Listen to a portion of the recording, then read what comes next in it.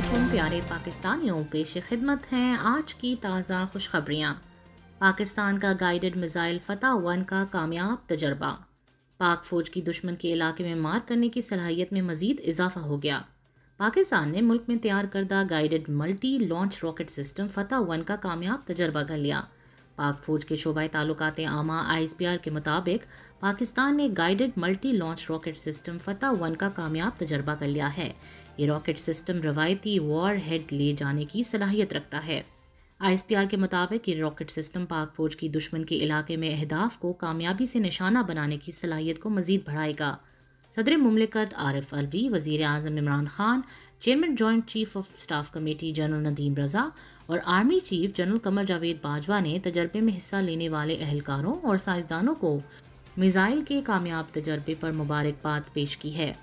17 سال سے زائد عمر کے طلباء کے لیے 15 سپٹمبر تک ویکسین کی ایک خوراک لگوانا لازمی قرار۔ وفاقی وزیر منصوبہ بندی اور national command and operation centre NCOC کے چیئرمین اسد عمر نے کہا ہے کہ 17 سال اور اس سے زائد عمر کے طلباء کے لیے 15 سپٹمبر تک ویکسین کی ایک خوراک لگوانا لازمی ہوگا۔ طلباء کی ٹرانسپورٹیشن عملے کے لیے 31 اگست تک ویکسینیشن لازمی ہوگی، جبکہ 30 سپٹمبر کے بعد مکمل ویکسینیشن نہ ہونے پر اندرون اور بیرون ملک ہوائی سفر کی اجازت نہیں ہوگی۔ NCOC میں ڈاکٹر فیصل سلطان کے ہمراہ میڈیا بریفنگ کے دوران اسد عمر نے مزید کہا کہ اگر آپ مکمل ویکسینیشن کرانے میں ناکام رہے ہیں تو پاکستان سے باہر جانے اور پاکستان میں داخل ہونے کی اجازت نہیں ہوگی۔ انہوں نے شاپنگ مال سے متعلق بات کرتے ہوئے کہا کہ لوگوں کی بڑی تعداد شاپنگ مال جاتی ہے۔ شاپنگ مال کے لیے بھی 31 اگست تک سنگل ویکسین جبکہ 30 سپٹمبر تک مکمل ویکسینیشن کا ہدف مقرر کیا گیا ہے۔ اس لیے اگر ویکسینیشن مکمل نہیں کرائی تو عملے سمیت صارفین کو شاپنگ مال آنے کی اجازت نہیں ہوگی۔ اسد عمر نے کہا کہ 17 سال اور اس سے زائد عمر کے طلباء کے لیے 15 سپٹمبر تک ایک ویکسین لگوانا لازمی ہوگا۔ 15 اکتوبر تک مکمل ویکسینیشن نہیں کرائی تو وہ تعلیمی اداروں میں نہیں جا سکیں گے۔ والدین بچوں کی صحت کو اہمیت دیتے ہوئے ان کی ویکسینیشن لازمی کروائیں۔ NCOC کے چیئرمین نے واضح کیا کہ ٹرین، بس یا دیگر عوامی سواریاں سے مستفید ہونے والے اور اس کے عملے کے لیے 15 سپٹمبر تک ایک ویکسین لگوانا لازمی ہے، جبکہ 15 اکتوبر کو مکمل ویکسینیشن نہیں کرائی تو سفر اور ملازمت کرنے کی اجازت نہیں ہوگی۔ علاوہ ازیں انہوں نے مزید بتایا کہ NCOC کے اجلاس میں فیصلہ کیا گیا ہے کہ ہوٹل اور گیسٹ ہاؤس میں بھی 30 اگست اور 30 سپٹمبر کی پابندیاں لاگو ہوں گی۔ اسد عمر نے واٹر ویز اور ہائی ویز پر سفر کرنے والے مسافروں پر پابندی کے حوالے سے کہا کہ موٹر ویز پر سفر کرنے والوں کے لیے 15 سپٹمبر تک پہلی جبکہ 18 اکتوبر تک مکمل ویکسینیشن لازمی ہوگی۔ انہوں نے کہا کہ ہائی ویز پر سفر کرنے والوں کے لیے 30 سپٹمبر اور 31 اکتوبر تک بالترتیب 1 اور 2 ویکسینیشن لگوانا لازمی ہوگی۔ NCOC کے چیئرمین نے واضح کیا کہ کورونا سے متعلق نئی پابندیوں کے اطلاق کے لیے انتظامی معاملات میں مزید بہتری لائی جا رہی ہے، جبکہ اس ضمن میں ٹیکنالوجی کا استعمال بھی کیا جائے گا۔ علاوہ ازیں معاون خصوصی برائے صحت ڈاکٹر فیصل سلطان نے کہا کہ 12 سال سے زائد کمزور قوت مدافعت کے حامل افراد کے لیے مخصوص ویکسین لگانے کا عمل 1 سپٹمبر سے ہوگا اور مختص کردہ سینٹرز پر ہی یہ ویکسین لگائی جائے گی تاکہ اس کا ریکارڈ برقرار رکھا جا سکے۔ ڈاکٹر فیصل سلطان نے واضح کیا کہ بیرون ملک جانے والے مسافروں کے لیے مخصوص ویکسین کی ضرورت کو پورا کرنے کے لیے حکمت عملی تیار کر لی ہے، جس کے تحت مسافر کو اس ملک کا ویزا پیش کرنا ہوگا اور ساتھ ہی ویکسین کی ادائیگی کرنی ہوگی۔ افغانستان کی صورتحال، وزیر خارجہ 4 ملکی دورے پر روانہ۔ افغانستان میں طالبان کی حکومت کو تسلیم کرنے کے حوالے سے وزیر خارجہ شاہ محمود قریشی 4 ممالک ایران، تاجکستان، ازبکستان اور ترکمانستان کے دورے پر روانہ ہو گئے۔ پہلے مرحلے میں وہ تاجکستان کے دارالحکومت دوشنبے پہنچ گئے۔ ایک نیوز رپورٹ کے مطابق افغانستان کی تیزی سے بدلتی ہوئی صورتحال، نئی حکومت کی تشکیل اور طالبان کو تسلیم کیے جانے کے معاملات پر بات کرنے کے لیے وزیر خارجہ 4 ممالک کے 3 روزہ دورے پر روانہ ہو گئے۔ ان ممالک میں ایران، ترکمانستان، تاجکستان اور ازبکستان شامل ہیں۔ دورے کے دوران وزیر خارجہ افغانستان کی بدلتی ہوئی صورتحال اور علاقائی سلامتی سمیت باہمی دلچسپی کے 2 طرفہ امور پر تبادلہ خیال کرنے کے لیے ان ممالک کے اعلیٰ قیادت کے ساتھ ملاقاتیں کریں گے۔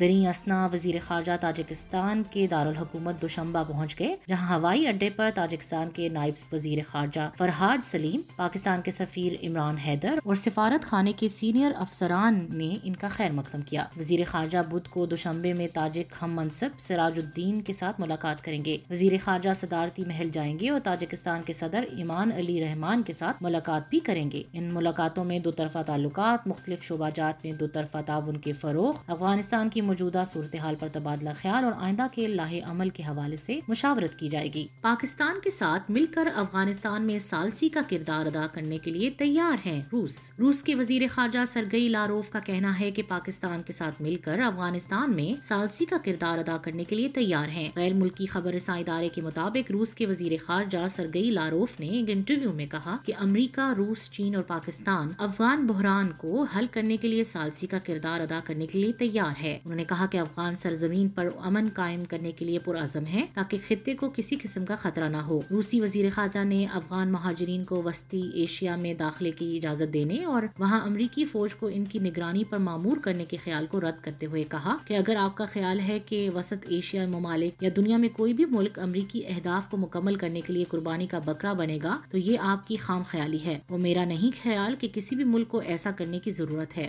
ڈاکٹر محمد اشفاق چیئرمین FPR تعینات۔ وفاقی وزیر اطلاعات فواد چودھری نے کہا ہے کہ ڈاکٹر محمد اشفاق کو نیا چیئرمین FPR تعینات کر دیا گیا۔ وفاقی وزیر اطلاعات فواد چودھری نے کابینہ اجلاس پر بریفنگ دیتے ہوئے کہا کہ ہزاروں غیر ملکیوں کو افغانستان سے پاکستان نے نکالا ہے۔ PIA 1500 افراد کو افغانستان سے پاکستان لے کر آئی۔ پاکستان انخلا کے پروسیس میں اہم کردار ادا کر رہا ہے۔ افغانستان میں حکومت بننے سے متعلق پاکستان کا کردار ذمہ دارانہ ہے۔ ہم افغانستان کی اتھارٹیز کے ساتھ رابطے میں ہیں۔ فواد چودھری نے کہا کہ بھارت افغانستان میں مداخلت سے باز رہے۔ بھارت کوشش کر رہا ہے کہ افغانستان کو سبوتاژ کرے۔ ہندوستان کا کوئی بارڈر نہیں ہے، وہ اس معاملے سے دور رہے، جبکہ امید ہے کہ عالمی برادری بھارتی حرکات کا نوٹس لے گی۔ وفاقی وزیر اطلاعات نے کہا کہ پاکستان غیر ملکیوں کو بارڈر کے راستے پاکستان آنے کی اجازت نامے دے رہا ہے۔ کسی افغانی کو پاکستان آنے کی اجازت نہیں۔ افغانیوں سے متعلق وہاں کی حکومت نے پالیسی بنائی ہے اور افغانیوں کے لیے عام معافی کا اعلان کیا جا چکا ہے۔ فواد چودھری نے کہا کہ ڈاکٹر محمد اشفاق کو نیا چیئرمین FPR تعینات کیا گیا ہے، جبکہ شبلی فراز نے کابینہ کو الیکٹرانک ووٹنگ پر بریفنگ دی اور آئی ووٹنگ کے نظام کے لیے نادرا کو ہدایات کی گئی ہیں۔ ان کا کہنا تھا کہ وزیر اعظم نے کہا ہے کہ مینار پاکستان کا واقعہ انتہائی تشویشناک ہے، لہٰذا اس معاملے سے سب سے مشاورت کی جائے گی۔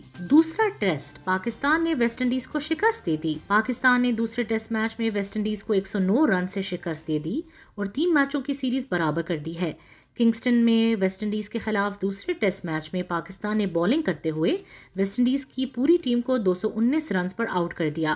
پاکستان نے ویسٹ انڈیز کو فتح کے لیے 329 رنز کا ہدف دیا تھا، تاہم ویسٹ انڈیز یہ ہدف حاصل کرنے میں ناکام رہے اور انہیں 109 رنز سے شکست ہوئی۔ میچ میں شاہین افریدی نے بہترین بولنگ کا مظاہرہ کیا۔ شاہین افریدی نے دوسرے اننگز میں 4 جبکہ مجموعی طور پر اس میچ میں 10 کھلاڑیوں کو آؤٹ کیا، جس پر انہیں پلیئر آف دی میچ قرار دیا گیا۔ نعمان علی نے 3 اور حسن علی نے 2 وکٹیں حاصل کیں۔ بیٹنگ میں پاکستانی بلے باز فواد عالم چھائے رہے، وہ 124 رنز بنا کر ناٹ آؤٹ رہے۔ نیوزی لینڈ اور انگلینڈ کرکٹ ٹیم کے سیکیورٹی ماہرین کا قذافی اسٹیڈیم کا دورہ۔ نیوزی لینڈ اور انگلینڈ کرکٹ ٹیم کے سیکیورٹی ماہرین نے قذافی اسٹیڈیم کا دورہ کیا اور سیکیورٹی امور کا جائزہ لیا۔ نیوزی لینڈ اور انگلینڈ کے دورہ پاکستان کے لیے آئے سیکیورٹی ماہر ریگ ڈکسن اور ڈیوڈ اسنیئر نے PCB headquarters Gaddafi stadium کا دورہ کیا، جہاں انہوں نے اسٹیڈیم میں دستیاب سہولیات کا جائزہ لیا، جبکہ دوسرے مرحلے میں سیکیورٹی وفد راولپنڈی جائے گا۔ سیکیورٹی وفد کے پلان میں PCB حکام سے ملاقاتوں کے ساتھ سیف سٹی لاہور آفس کا دورہ شامل ہے۔ اس کے علاوہ سیکیورٹی وفد کو صوبائی اور ضلعی حکام کی جانب سے بھی میچز کے دوران سیکیورٹی کی فراہمی پر بریفنگ دی جائے گی۔ PCB نے وومنز کرکٹ سیزن 2021-22 کا اعلان کر دیا۔ PCB نے وومنز کرکٹ سیزن برائے 2021-22 کا اعلان کر دیا ہے۔ رواں سال سپتمبر سے جولائی 2022 تک جاری رہنے والے سیزن میں مجموعی طور پر 33 میچز کھیلے جائیں گے۔ پاکستان کرکٹ بورڈ کے مطابق سیزن کا آغاز کراچی سے شروع ہوگا، جہاں schedule Pakistan women's one day tournament کا آغاز 9 سپتمبر سے ہوگا۔ ٹورنامنٹ میں 14 میچز کھیلے جائیں گے، جبکہ ٹورنامنٹ کے بعد انگلینڈ ویمنز کرکٹ ٹیم پہلی مرتبہ پاکستان پہنچے گی، جہاں دونوں ٹیموں کے مابین 2 T20 اور 3 ون ڈے انٹرنیشنل میچز پر مشتمل سیریز 10 سے 22 اکتوبر تک راولپنڈی میں کھیلی جائے گی۔ سال کے اختتام پر قومی خواتین کرکٹ ٹیم 2021 کو ICC women's cricket world cup qualifiers میں شرکت کے لیے زمبابوے کا دورہ کرنا ہے۔ اس دوران قومی خواتین کرکٹ ٹیم کو 7 میچز کھیلنے ہیں، جن میں 4 گروپ میچز اور 3 سپر 6 میچز شامل ہیں۔ اس کے بعد ICC وومنز ایشیا کپ کھیلا جائے گا، جس کے مکمل تفصیلات ابھی سامنے نہیں آئیں۔ آج کے لیے بس اتنا ہی، انشاءاللہ کل تازہ خبروں کے ساتھ پھر حاضر ہوں گے۔ پاکستان زندہ باد۔